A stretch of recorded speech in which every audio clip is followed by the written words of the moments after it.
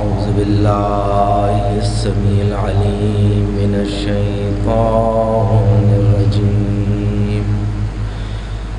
بسم الله الرحمن الرحيم. لا حول ولا قوة إلا بالله العلي العظيم. حسبنا الله ونعم الوكيل، نعم المولى ونعم النصير. رب اشرح لي صدري ويسر لي أمري واحلل عقدة من لساني يفقه قولي. الحمد لله رب العالمين. الحمد لله الذي ذكره شرف للذاكرين وشكره فوز للشاكرين وطاعته نجاة للمطيعين. ثم الصلاة والسلام والتحية والإكرام على أشرف الأنبياء والمرسلين وخاتم النبيين ورحمة للعالمين جد الحسن والحسين أبي القاسم محمد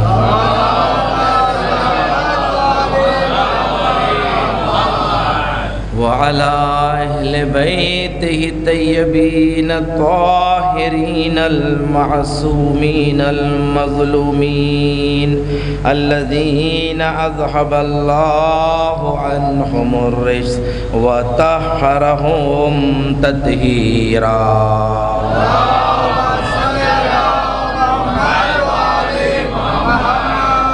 سيما على سيد المطهر والإمام المظفر والشجاع الغزنفر أبي شبير وشبر قاسم طوبى وسقر الأنزع البدين الأشجع المكين العالم المبين الناصر المعين ولي الدين الوالي الولي السيد الرزي الإمام الوسيع الحاكم بنص الجلي المخلص الصفي المدفون بالغري ليس بني غالب مظهر العجائب ومظهر الغرائب والشحاب الثاقب والهزبر السالب نقطة دائرة المطالب أسد الله الغالب غالب كل غالب ومطلوب كل طالب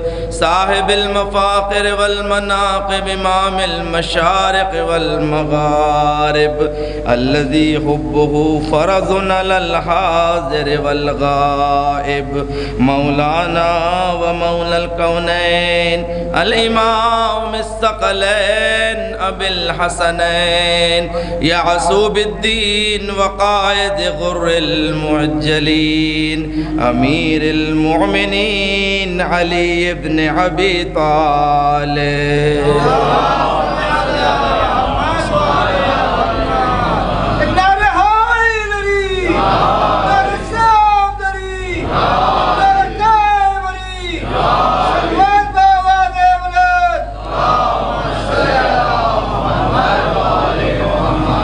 ولعنة الله على أعدائهم أجمعين من العون إلى قيام يوم الدين.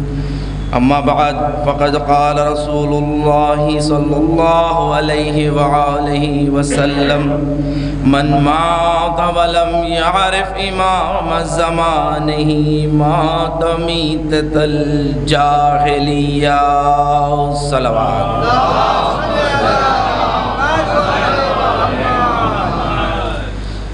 عزیزان گرامی، یہ مجالس عزا، یہ فرش عزا، اس قدر اس کی اہمیت بتائی گئی ہے کہ بہت سارے علماء نے اس کی عظمت میں جو بیانات پیش کیے ہیں۔ آیت اللہ شوستری فرماتے ہیں کہ نام حسین مہک ایمان ہے۔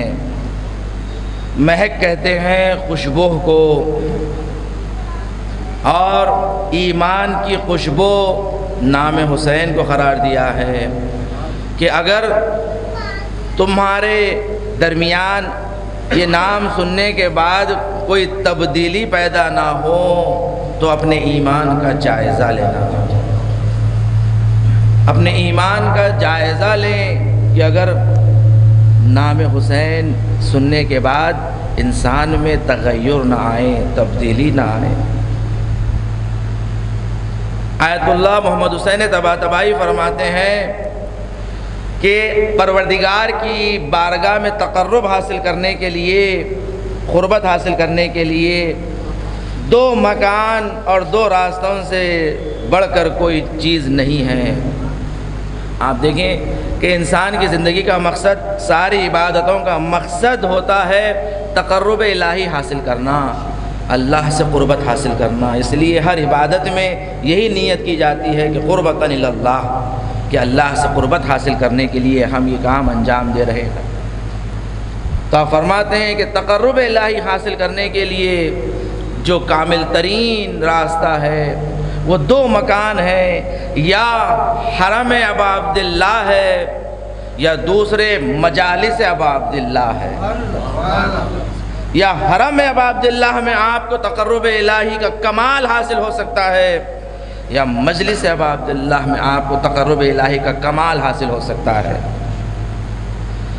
حاج اسماعیل دولابی یہ عظیم شخصیت ہے۔ کہتے ہیں کہ آپ کو طالب علم بننے کا بڑا شوق تھا، بڑی خواہش تھی، تمنا تھی کہ طالب علم بنوں، علم دین حاصل کروں۔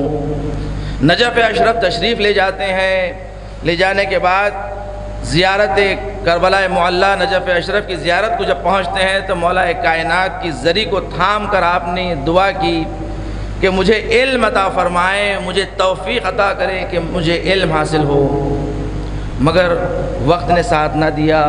وہ واپس جب اپنے وطن لوٹ گئے تو ایک مرتبہ لوگ ان سے ملاقات کے لیے گھر میں تشریف لاتے ہیں، تو وہ اپنے مہمانوں کے لیے جب چائے کو مہیا کر کر ان کے لیے صحن خانہ میں آتے ہیں تو ایک مرتبہ انہوں نے دیکھا کہ ان کے سامنے سے سارے پردے ہٹا لیے گئے ہیں، عالم ملکوت کا مشاہدہ کر رہے ہیں کہ اگر اہل بیت علیہم السلام چاہیں تو آپ کو بغیر طالب علم بنے ہوئے علم کے پردوں کو آپ کے سامنے چاک کر دیں، مگر شرط ہے کہ اہل بیت علیہ السلام کی بارگاہ میں اپنے سر کو خم کریں۔ کہتے ہیں حاج اسماعیل دولابی کہ انسان کے لیے سری ترین راستہ جو اللہ کے نزدیک پہنچاتا ہے وہ ہے مجالس سید الشہداء، اس لیے کہ وہ جانتے تھے، وہ دیکھا کرتے تھے جو ہماری آنکھ نہیں دیکھتی، اس لیے کہ خود پیغمبر اکرم حضرت محمد مصطفیٰ صلی اللہ علیہ وآلہ وسلم کہ آپ نے فرمایا تھا کہ ان الحسین مصباح الہدی و سفینۃ النجات، کہ حسین ہدایت کا چراغ ہے اور نجات کی کشتی ہے۔ ایک شخص نے سوال کیا چھٹے امام جعفر صادق علیہ السلام کہ مولا یہ جو حدیث ہے کہ جس میں آپ کے جد حسین کو کشتی نجات قرار دیا گیا، کیا مولا آپ کشتی نجات نہیں ہے، دوسرے ائمہ معصومین کشتی نجات نہیں ہے؟ تو چھٹے امام نے فرمایا نحنو سفن النجات، ہم سب کے سب کشتی نجات ہے، مگر ان سفینۃ الحسین اسرع، مگر یاد رکھو حسین کی کشتی بڑی سرعت کے ساتھ جانے والی ہے، بڑی تیزی کے ساتھ جانے والی ہے، یعنی تمہیں خدا کے نزدیک اتنی سرعت کے ساتھ جلد خدا تک پہنچا دیتی ہے کہ کوئی اور کشتی نہیں پہنچا سکتی۔ عزیزان گرامی، یہ بہت بڑی نعمت ہے کہ جو اللہ نے ہمیں اہل بیت علیہ السلام کے چاہنے والوں میں قرار دیا۔ یہ بہت بڑی نعمت ہے کہ ہم اس فرش عذاب پر آ کر بیٹھنے والوں میں سے قرار دیا۔ اس لیے یہ فرش عذاب ایک درسگاہ ہے کہ جہاں سے دنیا اور آخرت کا درس یہاں ملتا ہے۔ انسان کو زندگی کرنے کا سبق اس فرش سے ملتا ہے کہ زندگی کیسے گزاریں۔ عزیزان گرامی، جس حدیث کو میں نے سرنامہ کلام قرار دیا اس میں پیغمبر اکرم حضرت محمد مصطفیٰ صلی اللہ علیہ وآلہ وسلم کہ آپ نے فرمایا من مات ولم یعرف امام زمانہ، جو مر جائیں اور اپنے زمانے کے امام کو نہ پہچانے، اپنے زمانے کے امام کی معرفت کے بغیر مر جائے تو وہ جاہلیت کی موت مرا، یعنی کفر کی موت مرا۔ جاہلیت کی موت یعنی کفر کی موت۔ اور آپ دیکھیں کہ ہمیشہ امامت کا موضوع اس قدر اہمیت والا ہے کہ 1400 صدیوں سے اس امامت کی بحث کی جا رہی ہے، اور اس لیے کہ یہی سوال ہم سے قبر میں کیا جائے گا۔ اس لیے جو امامت کی بحث کو بڑی اہمیت دی گئی ہے۔ کسی نے مجھ سے سوال کیا کہ مولانا آخر کب تک ہم امامت کی بحث کو ممبروں سے کریں گے؟ 1400 سال گزر گئے ہیں امامت کو سمجھاتے ہوئے، آج تک کوئی امامت نہیں سمجھا۔ 100-200 سال گزر گئے مرجعیت کو سمجھاتے ہوئے، مگر آج تک کوئی مرجعیت نہیں سمجھا۔ تو آخر کب تک ہم اپنی زحمتوں کو ممبروں سے امامت سمجھاتے ہوئے، مرجعیت سمجھاتے ہوئے گزار دیں؟ عزیزان گرامی، در حقیقت میں اگر امامت خود ہمارے درمیان سمجھ میں آ جاتی تو پھر مرجعیت تو سمجھانے کی ضرورت ہی نہیں تھی۔ اگر حقیقت امامت کو ہم سمجھ جاتے، جس طرح قمر بنی ہاشم نے امامت کو سمجھا، امامت کو پہچانا، حق امامت کی معرفت حاصل کی، اگر حق امامت معرفت حاصل ہو جائے، اور یہی سوال قبر میں ہوگا عزیزان گرامی کہ آپ دیکھیں، ہم خود شاہد ہے، گواہ ہے کہ ہم سے جب کوئی ہمارا مر جاتا ہے تو قبر میں تلقین جب دی جاتی ہے تو بتائیں تلقین کیا دی جاتی ہے؟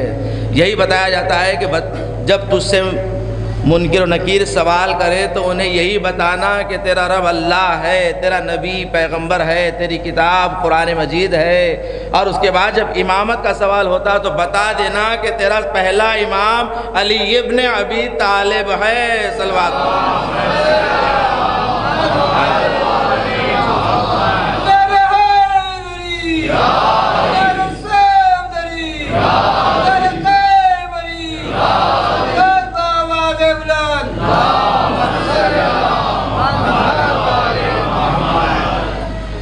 امامت کی بڑی اہمیت دی گئی ہے اس موضوع پہ کہ اگر انسان امامت کو صحیح طریقے سے سمجھ جائیں، اور پانچویں امام امام محمد باقر علیہ السلام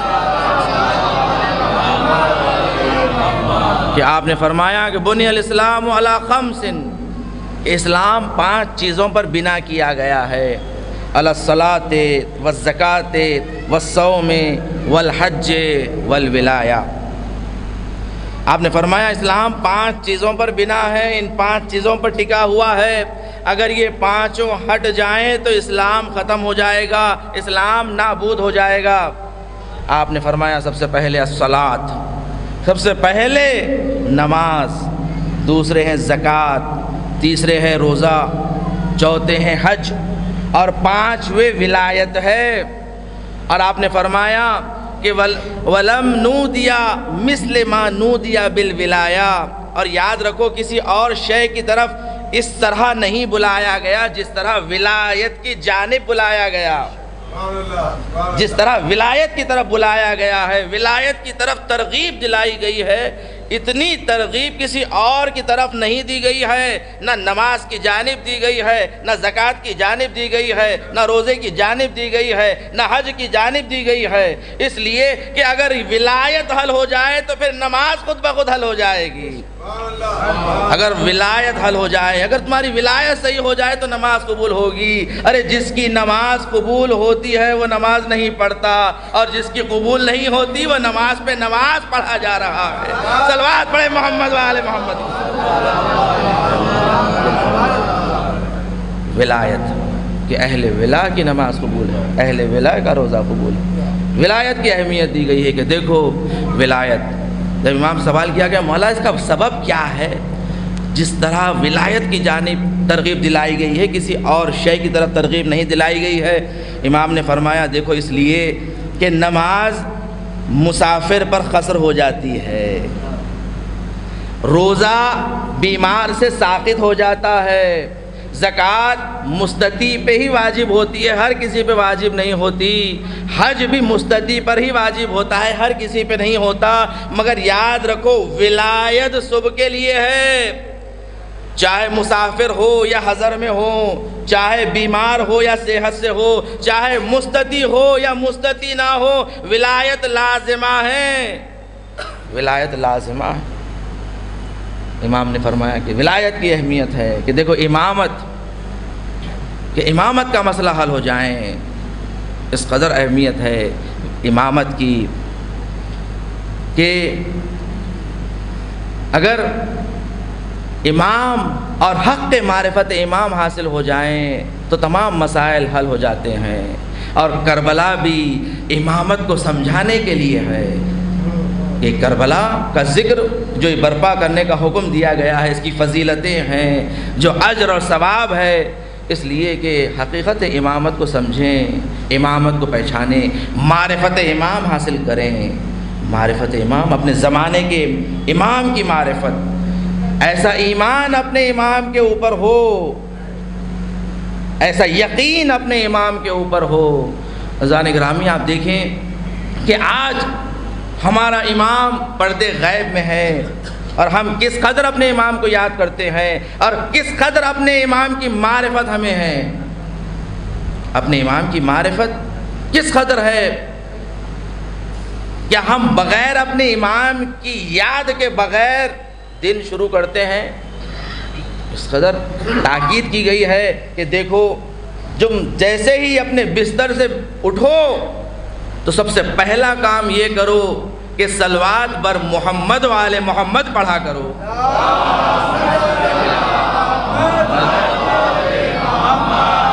یہ آپ کے ایمان کا تقاضا ہے کہ انسان جیسے ہی بیدار ہو حق مودت ادا کرے، حق مودت ادا کرے، اور درود پڑھنے کے بعد دوسرا کام یہ کریں کہ اپنے زمانے کے امام کو سلام کریں، اپنے زمانے کے امام کو سلام کریں، اس لیے کہ ہمارا امام ہمارے سر پر باقی ہے، اور ہمارے امام کو جب سلام کریں تو یقیناً سلام کا جواب دینا واجب ہے، اور جسے اپنے زمانے کے امام کا سلام کا جواب مل جائے پھر اس کا دن کیسے گزرے گا، اس کا دن کیسے گزرے گا۔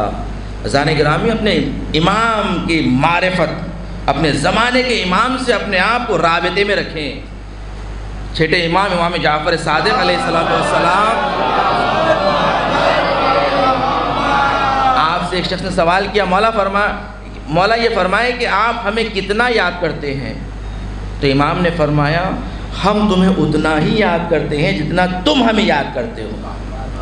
اس نے کہا مولا ایسے کیوں؟ کہا اس لیے کہ یہ سنت الہی ہے، فاذکرونی اذکرکم، تم مجھے یاد کرو میں تمہیں یاد کروں گا۔ اللہ خود یہی کہہ رہا ہے، یہ اللہ کی سنت ہے، فاذکرونی اذکرکم۔ امام نے فرمایا جب تم ہمیں یاد کرتے ہو ہم بھی تمہیں یاد کرتے ہیں۔ یاد رکھو ہم جتنی تمہاری فکر میں ہے، جتنی تمہاری یاد میں ہے، اتنا ہی تم بھی ہماری فکر میں اور یاد میں ہو، یاد رکھو۔ اس لیے اپنے امام سے، اپنے زمانے کے امام سے رابطے میں رہیے۔ عزیزان گرامی، آپ دیکھیں علامہ امینی صاحب الغدیر بڑی شخصیت تاریخ کی، اس قدر عظیم شخصیت ہے کہ آپ نے جو کتاب الغدیر کو ثابت کیا ہے، حدیث غدیر کو، 40 سال اپنی زندگی کے اس کتاب کی تصنیف میں لگا دیے، اور آپ نے یہ بیان بھی فرمایا کہ میں روز قیامت ان سے یہ سوال کروں گا کہ میری زندگی کے 40 سال تم نے لے لیے، اس لیے کہ میں یہ حدیث غدیر کو ثابت کرنے کے لیے جو زحمتیں آپ نے اٹھائی 40 سال لگائے۔ کہا اگر امامت سمجھ لیتے اور غدیر کو فراموش نہ کر دیتے تو میں یہ 40 سال کسی اور علوم کو پھیلانے میں لگاتا، مگر کیونکہ یہ امامت ایسا مظلوم موضوع ہو گیا تھا کہ الغدیر کو جھٹلایا جا رہا تھا، غدیر کو جھٹلایا جا رہا ہے، غدیر کی حدیث کو بدل دیا جا رہا تھا، تو آپ نے الغدیر لکھی، اور یہ کتاب الغدیر کی جب پہلی جلد لبنان گئی تو 30,000 مسلمان شیعہ ہو گئے۔ جب اس کی پہلی جلد لبنان چھاپ ہو کر گئی 30,000 مسلمان شیعہ ہو گئے، مکتب اہل بیت کے ماننے والے ہو گئے۔ علامہ امینی کا یہ مقام و مرتبہ کہ آپ کے انتقال کے بعد آپ کے ایک شاگرد نے آپ کو خواب میں دیکھا، اور خواب میں یہ دیکھا کہ حوض کوثر ہے، مولا کائنات حوض کوثر پر تشریف فرما ہے، اور حوض کوثر پر سارے مومنین آتے ہیں اور مولا انہیں حوض کوثر سے سیراب کرتے ہیں۔ ایک خاص پوزا ہے کہ جس کے ذریعے آپ حوض کوثر سے آنے والوں کو سیراب کر رہے ہیں۔ اتنے میں انہوں نے دیکھا کہ علامہ امینی تشریف لا رہے ہیں، تو مولا کائنات نے اس پوزے کو حوض کوثر پر رکھ دیا۔ آپ کرسی سے بلند ہوئے اور اپنے آستینوں کو پلٹانے لگے، آپ نے اپنے ہاتھوں کو حوض کوثر میں ڈبایا، ڈبانے کے بعد علامہ امینی کے دہن مبارک پر اپنا ہاتھ رکھ دیا، رکھ کر کہا کہ علامہ امینی یہ حوض کوثر کو پیے۔ اس کے بعد کہا اللہم بیض وجہہ کما بیض وجہی فی الدنیا، اے اللہ امینی کے چہرے کو نورانی کر دے جس طرح امینی نے علی کے چہرے کو دنیا میں نورانی کر دیا، دنیا میں نورانی کر دیا۔ صلوات عزیزان گرامی، علامہ امینی فرماتے ہیں ایک مرتبہ وہ ایک مقام سے گزر رہے تھے کہ جہاں پر اہل سنت کا کثیر مجمع تھا اور اہل حدیث تھے، کافی حافظان حدیث موجود تھے۔ انہوں نے ان کی دعوت کی، کہا کہ اہل تشیع کے بہت بڑے عالم دین یہاں آئے ہیں، تو انہوں نے کہا کہ ہم آپ کو دعوت دینا چاہتے ہیں، دعوت اطعام ہے، ہمارے پاس تشریف لائیں۔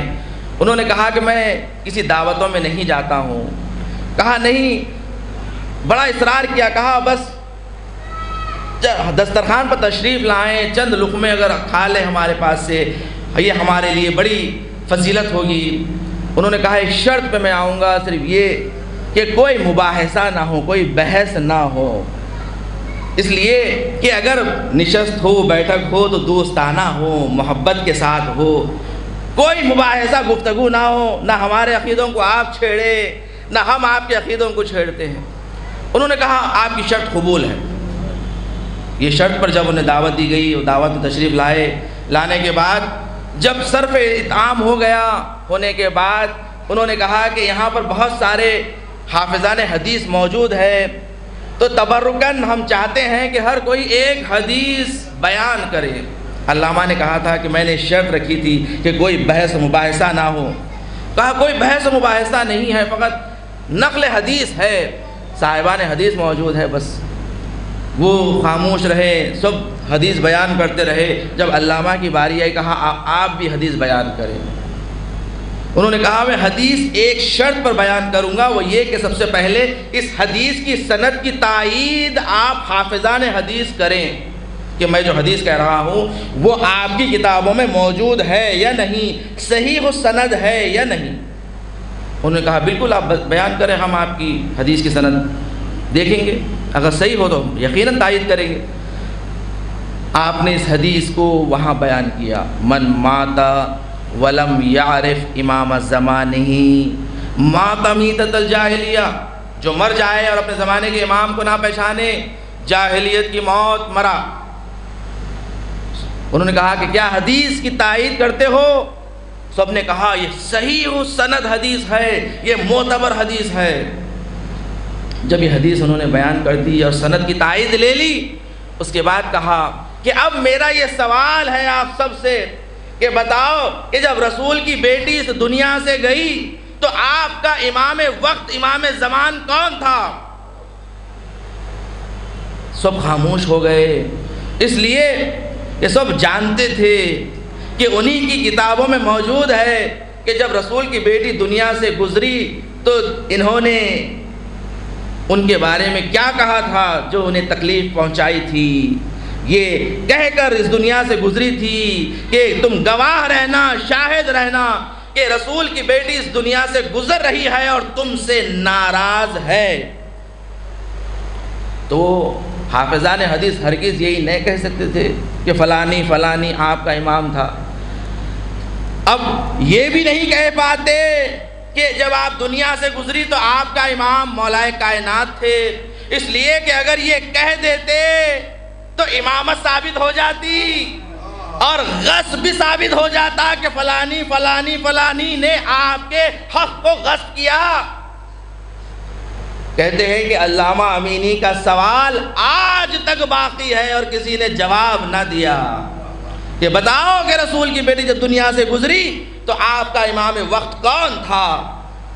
عزیزان گرامی، آپ غور کریں، یہ جو عزاداری ہم مناتے ہیں اور اتنی اہمیت دی جاتی ہے یہ عزاداری پر، اس لیے کہ سن 61 ہجری ایسا وقت آیا تھا کہ یہاں پر دو گروہ مسلمان تقسیم ہو گئے، یا حسینی بن گئے یا یزیدی بن گئے۔ ایک ایسا وقت آیا، ایک ایسا موڑ آیا، اس لیے کہ غدیر کے بعد غدیر کو چھپا دیا گیا، سقیفہ کو پیش کیا گیا، اس کے بعد یہ وقت گزرتا رہا، مگر سن 61 ہجری میں جو شہادتیں پیش ہوئی ہیں اس کے بعد یہ ثابت ہو گیا ہے کہ دیکھو اے مسلمان، یا تو تم حسینی ہو یا تو یزیدی ہو، اس لیے کہ جو مسلمان بغیر امام کے مر جائے وہ مسلمان نہیں مرتا۔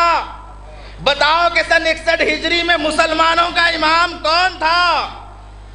اب یہ مسلمان کہنے پہ مجبور ہے کہ ہمارا امام یزید تو ہرگز نہیں تھا۔ اگر یزید کو مان لے تو یزیدی ہو جائیں گے، اب یزیدی ہو گئے تو پھر فرش عزا پہ نہیں آ سکتے، مجلس و ماتم نہیں کر سکتے۔ ہم مجلس و ماتم کر کے بتاتے ہیں کہ ہمارا امام حسین ابن علی تھا۔ صلوات پڑھے محمد والے محمد۔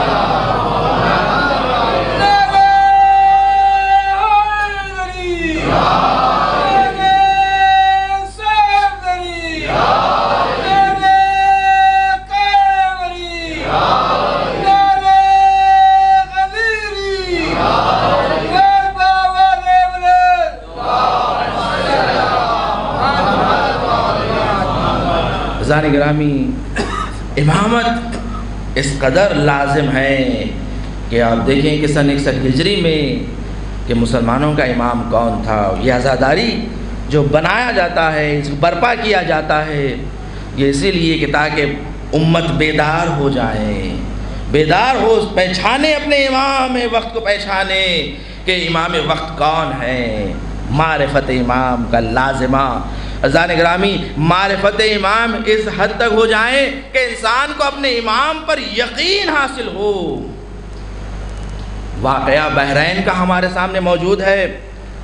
کیا آپ جانتے ہیں کہ بحرین ایک ایسا ملک ہے کہ جہاں پر ایران اور عراق کے بعد جو کثرت تشیع پائی جاتی ہے ملک بحرین ہے۔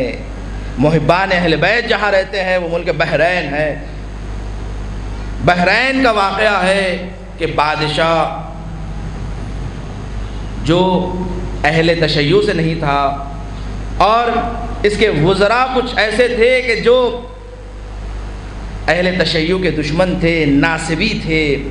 ایک مرتبہ ایک وزیر نے ایک انار کو بادشاہ کے سامنے پیش کیا اور کہا کہ اے بادشاہ، اس انار پر جو نام نقش ہے وہ ہے خلفاء کے نام، پہلا، دوسرا، تیسرا اور چوتھا، چاروں نام ترتیب کے ساتھ اس انار پر نقش ہیں۔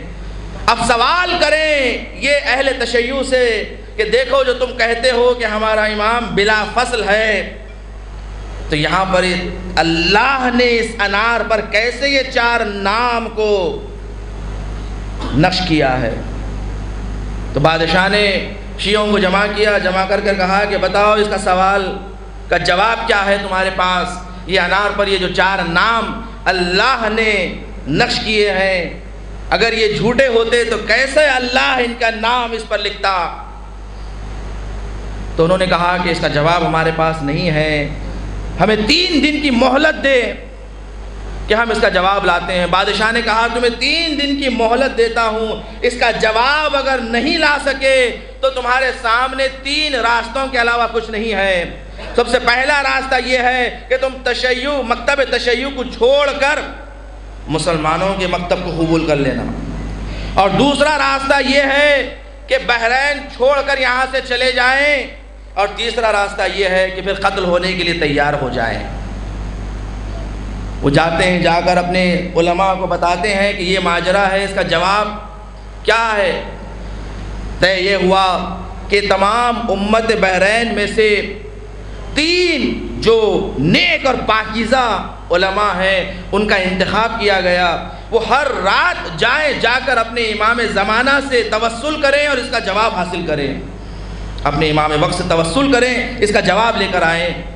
پہلے دن جاتے ہیں، کوئی جواب نہیں ملتا، دوسرا دن گزرتا ہے، کوئی جواب نہیں ملتا، تیسرا دن جب آتا ہے، شیخ ابراہیم، عیسیٰ ابراہیم جاتے ہیں، جانے کے بعد رات بھر توسل کرتے ہیں، مگر جب صبح کے قریب وقت ہوتا ہے تو دیکھتے ہیں کہ ایک نورانی شخصیت گھوڑے پہ تشریف لا رہی ہے۔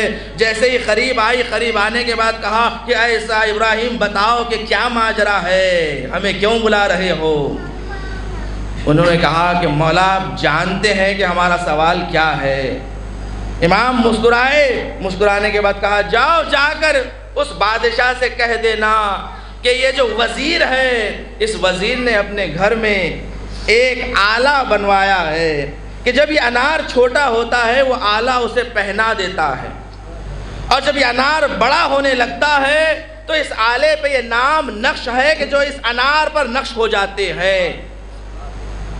اور اس نے وہی انار بادشاہ کے سامنے پیش کر دیا، اور امام نے بتایا کہ جا کر اس کے گھر میں فلاں جانب جو کمرہ ہوگا اس کمرے میں فلاں تاخچے پر فلاں صندوق ہے، اس صندوق میں یہ چھپا ہوا ہے، اور یاد رکھنا کہ اس وزیر کو جانے نہ دینا، بادشاہ کو اس کے گھر لے جانا اور وہیں پر صندوق کھول کے بتانا، اور اس کے بعد یہ بھی بتانا بادشاہ کو کہ ہم اب خبر غیبی بھی دیں گے، اس طرح جس طرح حضرت ابو طالب کے ذریعے رسول اللہ نے خبر غیبی بھیجائی تھی۔ جب شیب ابی طالب میں مسلمانوں کا کفار اور مشرکین نے بائیکاٹ کر دیا، جب 3 سال گزرنے لگے، جو انہوں نے وثیقہ لکھا تھا کہ ہم ان کا بائیکاٹ کریں گے، تو جبرائیل نازل ہوئے، نازل ہونے کے بعد یہ خبر دی کہ یہ جو وثیقہ انہوں نے لکھا تھا پیغمبر کے خلاف، وہ وثیقے کو دیمک چاٹ گئی ہے، اس سے کچھ باقی نہ رہا سوائے وہ نام جو نام محمد ہے۔ صلوات پڑھیں محمد، کچھ باقی نہ رہا۔ تو جناب ابو طالب آئے، آ کر جب یہ کہا تو صندوق کھولا گیا، اور کھولنے کے بعد جب لوگوں نے دیکھا کہ یہ ماجرا بالکل حقیقت ہے، سچ ہے کہ تمام وثیقہ جو لکھا گیا تھا دیمک چاٹ گئی، کچھ باقی نہ رہا، صرف وہی حصہ باقی رہا۔ جب لوگوں نے دیکھا کہ یہ خبر غیبی انہیں کہاں سے ملی، تو یقیناً کوئی خدا ہے کہ جس نے جبرائیل کے ذریعے انہیں اطلاع دی۔ عزیزان گرامی، اب آپ دیکھیں کہ ابو طالب کے ایمان پر سوال کرتے ہیں، ارے ابو طالب کو اگر نبی پر ایمان نہ ہوتا تو یہ یقین سے مشرکوں کے درمیان آ کے نہیں کہتے کہ صندوق کھول کر دیکھو اسی طرح امام نے بھی خبر غیبی دی، کہا بادشاہ کو یہ کہہ دینا کہ جب انار کو کھولا جائے گا تو اس میں پھل نہیں ملے گا، اس میں خاک ملے گی، اس لیے کہ جس انار پر باطل نام لکھ دیے جاتے ہیں تو پھل بھی خاک ہو جاتا، خاک میں تبدیل ہو جاتا۔ یہ خبر غیبی دی گئی۔ شیخ عیسیٰ آتے ہیں، آنے کے بعد سارا ماجرا بادشاہ کو بتاتے ہیں، کہتے ہیں میں وہ مقام اسی وزیر کے گھر میں لے جا کر آپ کو بتاؤں گا۔ وزیر بڑی اصرار کرتا ہے کہ میں جا کر لے کر آتا ہوں، کہتے ہیں کہ نہیں، ہم خود چلیں گے۔ جانے کے بعد اسی مقام پر جہاں پر امام نے بتایا تھا وہ صندوق کھولا گیا اور اس صندوق سے وہ آلہ برآمد کیا گیا کہ جس پہ نام نقش کیے ہوئے تھے۔ اس کے بعد بادشاہ نے حکم دیا کہ آج کے بعد کوئی شیعوں کو تکلیف نہیں پہنچائے گا، اور اس کے بعد سے بحرین کا رسمی مذہب تشیع اعلان کیا گیا۔ عزیزان گرامی، جب شیخ عیسیٰ امام سے ملاقات کرے اور امام نے یہ جواب دیا تو آخری سوال انہوں نے یہ کیا تھا امام سے، انہوں نے یہ کیا کہ مولا یہ بتائیں کہ آپ نے 3 دن کیوں لگا دیے جواب دینے میں؟ 3 دن، وہ بھی آخری وقت میں آ کر آپ نے جواب بتایا۔ امام نے کہا اس لیے کہ تم نے 3 دن کی مہلت مانگی تھی، اگر تم دربار میں اپنے امام کو بلا لیتے اسی دربار میں ہم آ کر تمہیں جواب بتا دیتے۔ صلوات پڑھے محمد والے محمد۔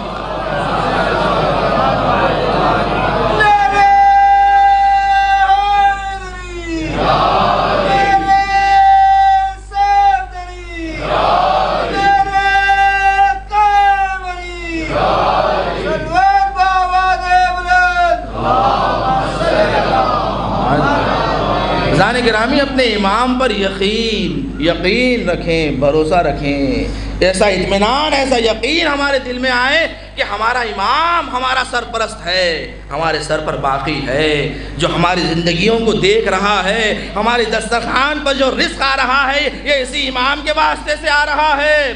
امام نے فرمایا اگر ہم نہ ہوتے تو تمہارا نام و نشان باقی نہ رہتا، تم باقی نہ رہتے۔ یہ تمہارے امام کا صدقہ ہے کہ جو تم باقی ہو، جو تم سانسیں لے رہے ہو۔ این السبب المتصل بین الارض والسماء، یہ سبب ہے کہ زمین و آسمان کو متصل کیا ہوا ہے۔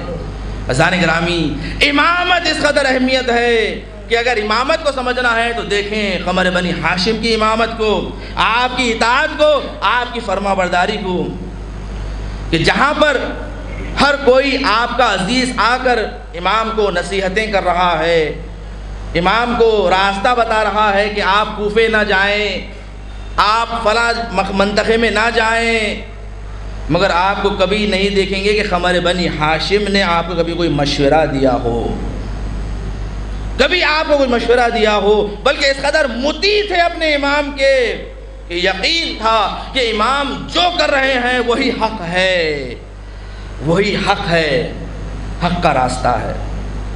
اس لیے کہ امام وقت بہتر سمجھتا ہے کہ وہ کیا کریں، کہ آپ کبھی نہیں دیکھیں گے کہ آپ نے اپنے زمانے کے امام پہ کوئی سوال کیا ہو، نہیں۔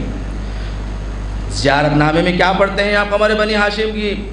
السلام علیک یا عبد الصالح المطیع للہ ولرسولہ، کہ سلام ہو اے عبد صالح آپ پر کہ جو مطیع ہے اپنے اللہ اور اپنے نبی کی۔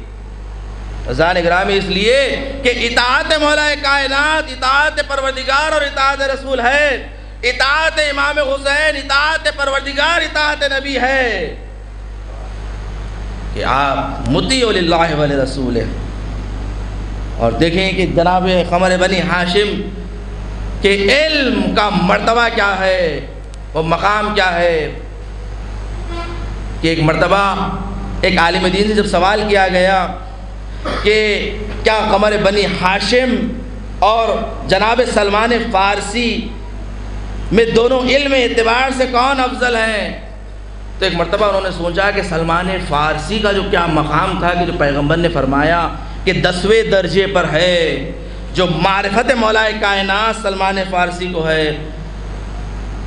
وہ تھوڑا رک گئے اور کہنے لگے کہ ظاہراً سلمان فارسی اپنی مقام پر ہے، قمر بنی ہاشم اپنے مقام پر ہے۔ جب رات میں سو گئے تو خواب میں دیکھا کہ امام زمانہ جل اللہ تعالیٰ فرجہ الشریف آپ خواب میں تشریف لاتے ہیں۔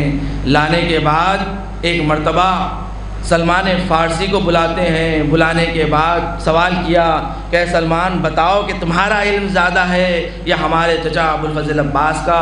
تو سلمان نے ہاتھوں کو جوڑ کر کہا کہ میں جناب ابوالفضل عباس کے مکتب کا شاگرد ہوں، میں ان کے مکتب کا شاگرد ہوں، میں ان سے سوال کرتا ہوں۔ زان گرامی یہ مقام و مرتبہ ہے آپ کا۔ اور ایک مرتبہ جمکران میں ایک عالم دین بڑے مشکلات میں گرفتار تھے، امام سے توسل کرتے ہیں، امام سے، اور کہتے ہیں مولا آپ کے رہتے ہوئے کیا یہ مناسب ہے کہ میں قمر بنی ہاشم سے توسل کروں؟ یہ روتے روتے غش کھا کر جب سو جاتے ہیں تو خواب میں آ کر امام نے کہا کہ یقیناً بلکہ ہم تمہیں بتاتے ہیں کہ ہمارے چچا ابوالفضل عباس سے وسیلہ اپناؤ، ان سے مانگو، ہم ہرگز ناراض نہیں ہوتے، بلکہ ہم تمہیں بتاتے ہیں کہ ان سے جب تم وسیلہ بناؤ تو انہیں کس نام سے پکارو، کہو یا فارس الحجاز، یا فارس الحجاز کہہ کر ان سے انہیں پکارو۔ زان گرامی یہ مقام و مرتبہ ہے، اور آپ کی شجاعت کا یہ مرتبہ، یہ مقام کہ جب آپ کا نام ہی رکھا گیا تو آپ کا نام عباس ہے۔ اور عباس کسے کہتے ہیں؟ زان گرامی عرب میں جو شیر کے نام ہیں مختلف نام بنائے گئے ہیں، اور ہر نام کا ایک خاص معنی ہوتا ہے۔ جب شیر اپنی کچھار میں اپنے پیروں کو سمیٹ کر بیٹھتا ہے تو اس حالت کو اسد کہتے ہیں۔ جب شیر اپنی کچھار میں اپنے ہاتھوں کو سمیٹ کر بیٹھا رہتا ہے اسے اسد کہتے ہیں، اور جب یہی اسد اپنی کچھار سے چہل قدمی کے لیے باہر نکلتا ہے تو اس حالت کو زرغام کہتے ہیں، اور یہی زرغام جب چہل قدمی کرتے ہوئے کسی خاص سمت کی جانب دیکھنے لگے تو اس کیفیت کو غضنفر کہتے ہیں، اور یہی غضنفر جب اپنی کچھار سے کسی خاص سمت کی جانب دیکھتے ہوئے دہاڑنے لگے اس کیفیت کو زیغم کہتے ہیں، اور یہی زیغم جب اپنے شکار پر حملہ آور ہو جاتا ہے تو اس کیفیت کو حمزہ کہتے ہیں، اور یہی حمزہ جب اپنے شکار کو اپنے پیروں میں جکڑ لے، اس طرح کے سانس لینا دوبھر ہو جائے تو اسے عباس کہتے ہیں، اور یہی عباس جب اپنے شکار کو ٹکڑوں میں تقسیم کر دے اسے حیدر کہتے ہیں۔ صلوات پڑھے محمد والے محمد۔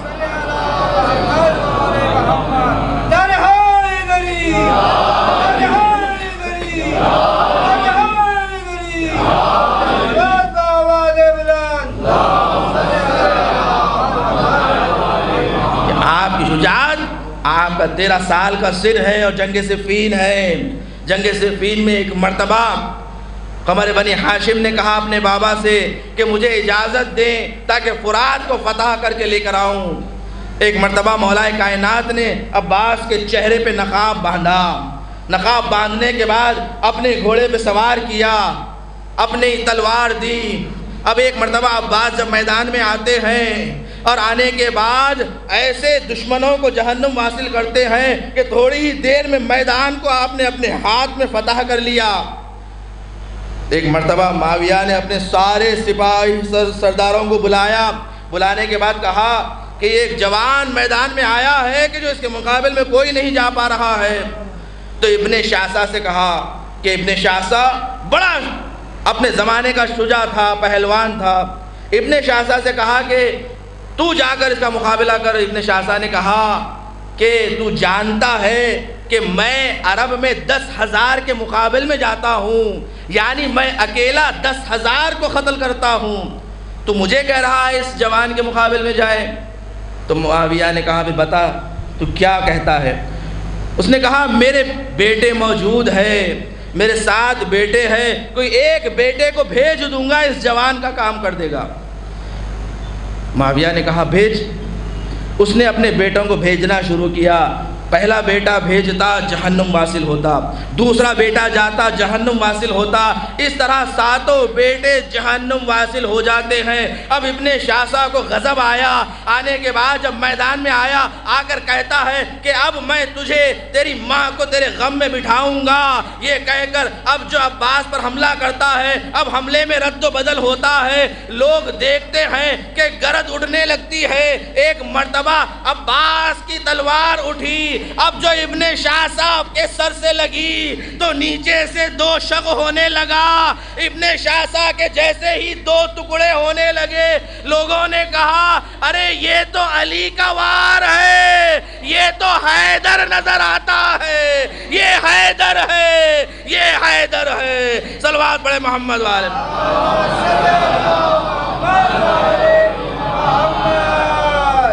عزیزان گرامی، کہ آپ کا وار ایک مرتبہ مولا کائنات میدان میں آ کر نقاب کو ہٹاتے ہیں، ابو الفضل عباس کی پیشانی کا بوسہ دیتے ہیں، کہتے ہیں یہ قمر بنی ہاشم ہے، یہ حیدر کا بیٹا ہے۔ عزیزان گرامی، یہ بیٹا ایک ماں جو ام البنین ہے اس سے نصیب ہوا ہے۔ اور آپ جانتے ہیں کہ مولا کائنات نے اپنے بھائی عقیل سے کہا تھا کہ مجھے ایک ایسی زوجہ چاہیے کہ جس سے ایسا بیٹا پیدا ہو کہ جو کربلا میں میرے حسین کا ساتھ دے، ایسا شجاع ہو۔ آپ دیکھیں مولا کائنات نے یہ سبق ہمیں دیا ہے کہ دیکھو اپنے لیے اگر کوئی زوجہ ڈھونڈو تو ایسے ڈھونڈو کہ جس سے ایسی اولاد پیدا ہو، ایسی ماں ڈھونڈو کہ تو تمہاری اولاد کو ایسے پیدا کرے۔ یہ مقام و مرتبہ جناب ام البنین کا ہے۔ عزیزان گرامی، جس طرح ابو الفضل عباس کا لقب ہے باب الحوائج، اسی طرح جناب ام البنین کو بھی باب الحوائج کہا گیا ہے۔ جو بھی ان کی بارگاہ سے مانگتا ہے وہ خالی ہاتھ نہیں لوٹتا۔ جناب ام البنین کا یہ مقام اس لیے کہ جب آپ مولا کائنات کے گھر تشریف لائی تو انہوں نے، جب آپ کا نام بھی فاطمہ کلابیہ تھا تو مولا جب فاطمہ پکارتے تو جناب ام البنین نے کہا مولا مجھے فاطمہ نہ پکارے، اس لیے کہ جب آپ فاطمہ پکارتے ہیں تو جناب سیدہ کی اولاد مجھے اس طرح دیکھتی ہے کہ مجھے گوارا نہیں ہوتا، ان کو ان کی ماں یاد آ جاتی ہے۔ تو مولا نے جب ہی آپ کا یہ کنیت رکھی تھی ام البنین، اور یہ آپ کی تربیت تھی کہ آپ نے اپنے بیٹوں کو ہمیشہ ایسے تربیت کی کہ دیکھو اپنے آپ کو کبھی شہزادی کے بچوں سے مقایسہ نہ کرنا، وہ تمہارے آقا ہے، کبھی بھائی نہ کہنا، ہمیشہ آقا کہنا، سردار کہنا، مولا کہنا۔ ایسی تربیت آپ نے اپنی اولاد کو کی ہے۔ کہتے ہیں تہران میں ایک مسیحی خاندان تھا، عیسائی تھا، کرسچن، کہ وہاں پر ان کی خادمہ تھی جو شیعہ تھی، مکتب اہل بیت کی چاہنے والی تھی، خدمت گزار تھی، ان کے گھر میں کام کے لیے آیا کرتی تھی۔ اس نے دیکھا کہ ان کے پاس ایک لڑکی ہے جو بڑی بیمار ہے، علیل ہے، تو اس نے کہا کہ آپ کی بیٹی کو کیا ہوا؟ کہا اس کا بدن فلج ہے، ڈاکٹروں نے جواب دے دیا ہے کوئی علاج اس کا نہیں ہے، اور جب تک زندہ رہے گی ایسے ہی رہے گی۔ تو انہوں نے کہا، اس نے کہا کہ ہمارے پاس ایک بی بی ہے، بی بی ام البنین، ان کی نظر کرتے ہیں، ان کا دسترخوان کرتے ہیں، ہم شیعوں میں بڑا عقیدہ ہے، تو تم بھی یہ کر کے دیکھو کہ ممکن ہے کہ تمہاری بھی حاجت پوری ہو جائے۔ تو وہ عیسائی کہتی ہے کہ میں نے اپنے شوہر کو ٹیلی فون کیا اور اس کے بعد کہا کہ کچھ پھل لے کر آ جائیں، گھر میں دسترخوان کرنا ہے بی بی ام البنین کا۔ کہا یہ کون ہے؟ کہا یہ شیعوں کے درمیان ایک بہت بڑی حیثیت رکھتی ہے، بہت بڑی بی بی ہے، ان کے لیے کیا جا رہا ہے، اپنی بیٹی کے لیے نظر کر رہے ہیں۔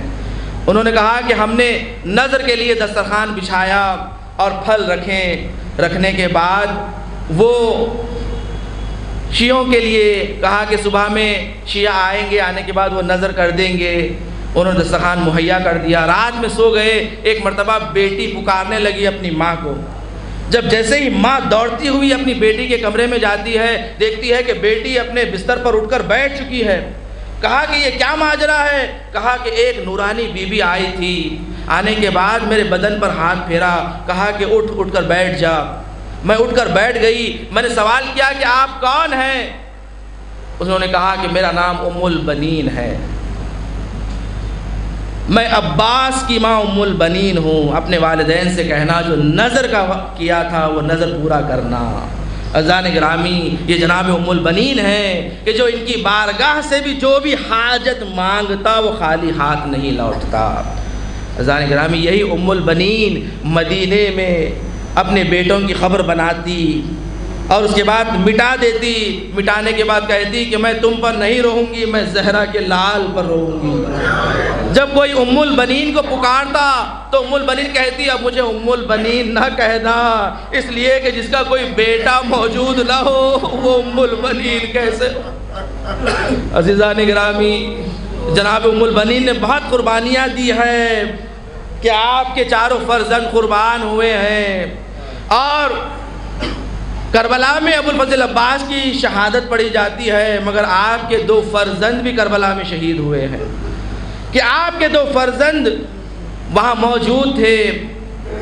آپ اپنے بچوں کو خدمت میں لاتے، ایک بیٹے کو بھیجا شہید ہو گیا، دوسرا بیٹا بھیجا وہ بھی شہید ہو گیا، تیسرا بیٹا ابو الفضل عباس گود میں لیے ہوئے آ رہے تھے۔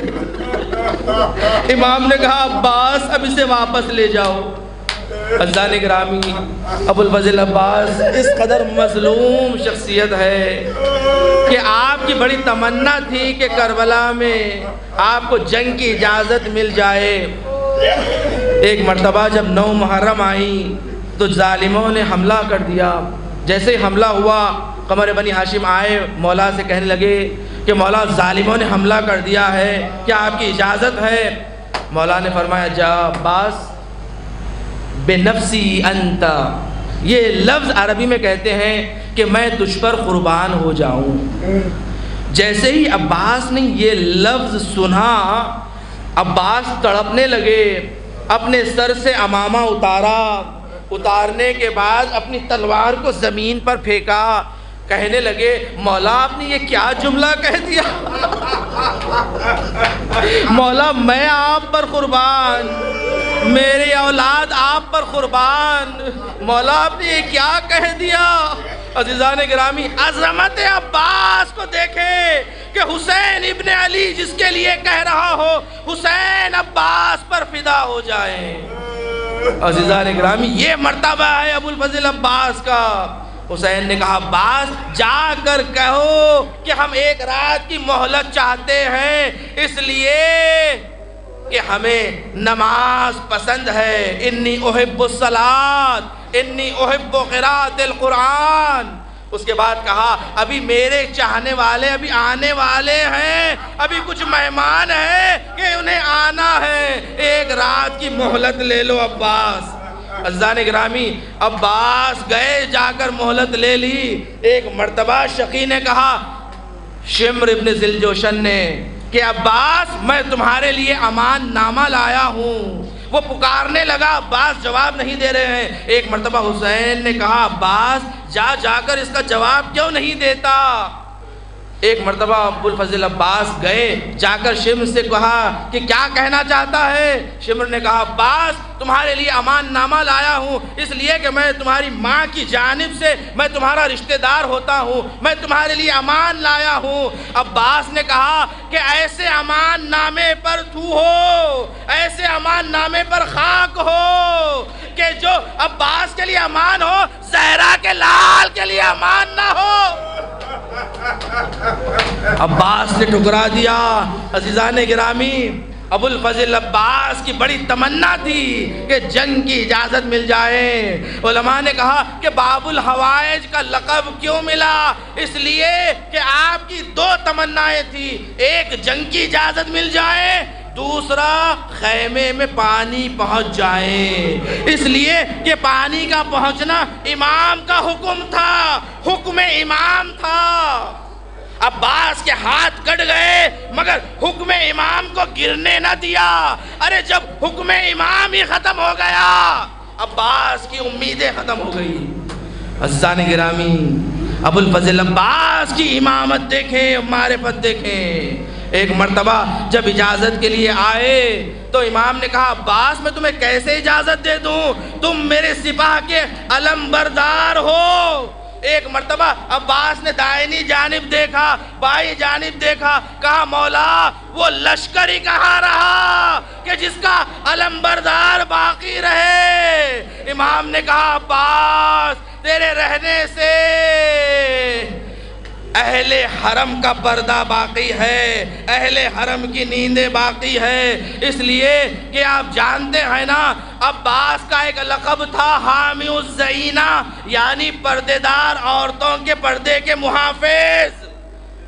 اور یہ جملہ ابا عبداللہ الحسین نے کہا تھا مولا عباس کے لیے، عباس تیرے مرنے سے اب وہ آنکھ سویا کرے گی جو تیرے ڈر سے جاگا کرتی تھی، اور وہ آنکھ اب جاگا کرے گی جو تیرے وجود سے سویا کرتی تھی۔ جب ایک مرتبہ عباس نے دیکھا کہ خیمے میں بچے العطش العطش کہتے ہوئے مشکیزوں کو اپنے سینے سے لگاتے ہیں، کبھی اپنے دہان سے لگاتے ہیں، پیاس کی یہ شدت ہے کہ ہونٹ سوکھ چکے ہیں۔ ایک مرتبہ عباس نے حسین کی 4 سالہ بیٹی سکینہ کو گود میں اٹھایا، مشکیزہ سکینہ کو اپنے ہاتھ میں لیا، لیتے ہوئے عباس آگے بڑھے۔ جیسے ہی حسین کی بارگاہ میں آئے، حسین نے جو یہ منظر دیکھا، دیکھ کر کہا عباس ایسا وسیلہ لائے ہو کہ اب حسین تمہیں انکار نہیں کر سکتا۔ عباس جاؤ، جا کر سبیل آب کر دینا۔ اب عباس سبیل آب کے لیے جاتے ہیں۔ عزیزان گرامی، میں شہادت نہیں پڑھ سکتا اس لیے کہ عباس کی شہادت پڑھنا ہر انسان کی طاقت میں نہیں ہوتا۔ عزیزان گرامی، ایک مرتبہ عباس نے آخری سلام کہا، آخری آواز دی، کہا السلام علیکہ یا ابا عبداللہ۔ عباس نے امام کو سلام کہا۔ امام نے ایک مرتبہ کہا عباس تیرے مرنے سے حسین کی کمر ٹوٹ گئی، حسین کی اب کمر نہ رہی۔ عزیزان گرامی، اب حسین آگے بڑھے، آگے دیکھتے ہیں کہ ایک مرتبہ ذوالجناح رک گیا۔ اب جو حسین نے زمین پر دیکھا، عباس کا بازو کٹا ہوا تھا۔ ارے عباس نے، وہ حسین نے عباس کا بازو اٹھایا، نجف کا رخ کیا، کہا اے میرے بابا 21 رمضان کو جو میرے ہاتھوں میں ہاتھ دیا تھا، آج وہ ہاتھ کٹ کے زمین کربلا پر گرا۔ عزیزان گرامی، حسین عباس کے جنازے پہ پہنچے، ابھی عباس کے بدن میں رمق باقی ہے۔ ایک مرتبہ عباس کا سر اپنے گود میں رکھا، عباس نے اپنے سر کو دوبارہ زمین پر رکھ دیا، حسین نے دوبارہ عباس کے سر کو اپنے زانوں پہ رکھا، عباس نے اپنا سر زمین پر کھینچ لیا۔ حسین نے کہا عباس میں تمہارا سر اپنے زانوں پہ رکھتا ہوں، تم زمین پہ کیوں رکھ لیتے؟ عباس نے کہا مولا مجھے وہ منظر یاد آ رہا ہے کہ جب آپ گھوڑے سے زمین پر گریں گے، ارے کون ہوگا جو آپ کا سر اپنے گود میں لے گا؟ حسین نے کہا عباس میری ماں مدینے سے آئے گی، میرا سر اپنے گود میں لے گی۔ عزیزان گرامی، عباس نے حسین سے کہا مولا میری ماں نے کہا تھا جب میں دنیا میں آیا تو سب سے پہلے جس چہرے کی میں نے زیارت کی وہ آپ کا چہرہ تھا۔ مولا میں چاہتا ہوں جب اس دنیا سے جاؤں تو آپ کے چہرے کی زیارت کر کے جاؤں، مگر مولا میں مجبور ہوں، اگر ہاتھ سلامت ہوتے اپنی آنکھ سے تیر نکال لیتا، اپنے آنکھ سے خون کو صاف کر لیتا۔ مولا میرے آنکھ سے ذرا خون صاف کر دے، میں چاہتا ہوں کہ آپ کی زیارت کر لوں۔ امام نے آنکھ سے خون کو صاف کیا، عباس نے بھائی کو دیکھا، حسین نے کہا کہ عباس بتا تیری وصیت کیا ہے؟ عباس نے کہا مولا میری وصیت یہ ہے کہ خیمے میں میرا لاشا نہ لے جائے، مولا میں اب سکینہ سے شرمندہ ہوں، میں نے سکینہ کو پانی کا وعدہ کیا تھا، پاسبیل آپ نہ کر سکا، مولا میرے جنازے کو یہیں رہنے دینا۔ عزیزان گرامی، امام نے کہا عباس میری بھی ایک تمنا ہے، عباس جب سے تم بولنے لگے ہو تم نے مجھے کبھی بھائی نہ کہا، آقا کہا، مولا کہا، سرور کہا، مگر بھائی نہ کہا۔ عباس میری تمنا ہے کہ ایک مرتبہ مجھے بھائی کہہ دو۔ عباس نے اپنی بڑی نحیف آواز سے حسین کو دیکھا، بھائی بھائی کہتے ہوئے بدن سے روح پرواز کر گئی۔ عزیزان گرامی، ایک وقت یہ آیا کہ ایک شخص نے کہا کہ میں نے بنی دار کے ایک شخص کو دیکھا کہ جس کا چہرہ سیاہ ہو گیا تھا۔ عزیزان گرامی، بس آپ کی تکلیف کو اب میں کامل کرتا ہوں، بس یہ آخری نقطہ ہے مصائب کا۔ عزیزان گرامی، ام البنین سے اپنی حاجتوں کو لے لے، آج عباس کی بارگاہ میں آئے ہیں، 8 محرم ہے، نہیں معلوم اگلے سال ہم زندہ رہے یا نہ رہے، عباس کا ماتم کرے یا نہ۔ آج 8 محرم ہے۔ عزیزان گرامی، ابن دار کا ایک شخص نے اس نے کہا کہ میں نے دیکھا کہ بنی دار کا ایک شخص ہے کہ جس کا چہرہ سیاہ ہو چکا ہے۔ میں نے کہا کہ تیرا چہرہ پہلے تو سیاہ نہیں تھا، یہ ایسے کیوں ہو گیا؟ اس نے کہا کربلا میں نے ایسے کے سر پر گرز مارا ہے کہ جس کے پیشانی پہ سجدے کا نشان تھا۔ میں نے سوال کیا تو نے کس کے چہرے پہ گرز مارا؟ اس نے کہا میں نے ام البنین کے فرزند عباس کے سر پر گرز مارا۔ ارے جب عباس کے دونوں بازو خلم ہو چکے تھے، ایک تیر عباس کی دائنی آنکھ میں پیوست ہوا، ارے عباس تڑپنے لگے، ارے تیر نکالے تو کیسے نکالے؟ اگر ہاتھ ہوتا ہاتھ سے تیر نکال لیتے، مگر عباس نے چاہا کہ اپنے زانوؤں کے سہارے تیر کو اپنی آنکھ سے نکالے۔ عباس نے سر جھکایا، عباس کا ماما سر سے زمین پر گرا۔ میں نے عباس کے سر کو دیکھا، اب جو گرز اٹھایا میں نے عباس کے سر پر مارا۔ ارے عباس اب گھوڑے پہ سنبھل نہ سکا، گھوڑے سے اب جو زمین پر آیا، شہزادی کہتی ہے ارے ہر گھوڑے سوار جب گھوڑے سے زمین پر آیا اپنے ہاتھوں کے سہارے سے آیا، مگر ہائے میرا عباس جب گھوڑے سے زمین پر آیا اپنے چہرے کے بال زمین پہ گر پڑا۔ الا لعنت اللہ علی قوم الظالمین وسیعلم الذین ظلموا ای منقلب ینقلبون۔ ماتم حسین۔